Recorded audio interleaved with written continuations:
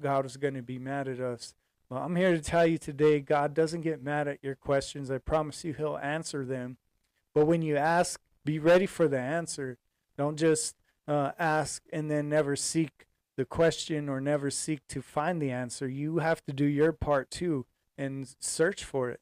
Ask God questions, man. Spend time with him. He will answer them. So back to the story. These thousands of people began leaving Jesus, and here's what he tells his disciples, his 12 at the time, right? John 6:66 through 69. At this point, many of his disciples turned away and deserted him. Then Jesus turned to the 12 and asked, "Are you also going to leave?" Simon Peter replied, "Lord, to whom would we go? You have the words that give eternal life.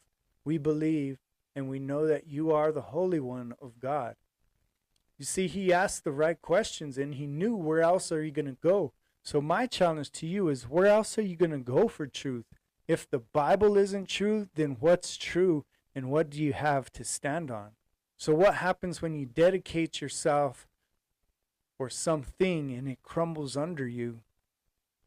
I know through my lifetime and my years of following Jesus, I've changed perspective on many things because of just life in general, man. Life could beat you up and knock you down. And if you don't have something to stand on, you don't have truth, you'll get lost, man. And I wonder how many of you today have walked away from God because you were not bold enough to ask him the question or seek the answer that you were looking for truly, because you were justifying living the way you want to live. And then there's others who are just not willing to give up what it costs to follow Jesus. It is a big cost. Some people lose family members. Some people lose their lives because they choose to follow Jesus. It means metaphorically and physically. Some people have to die for their faith, and others can be kicked out of their homes. They not have a place to stay, or better yet, when they choose to stay under that home, under that household, there's turmoil all the time because people want you to do what they're doing, and God is telling you to do something else. Following Jesus requires us to change, to make a change in our life.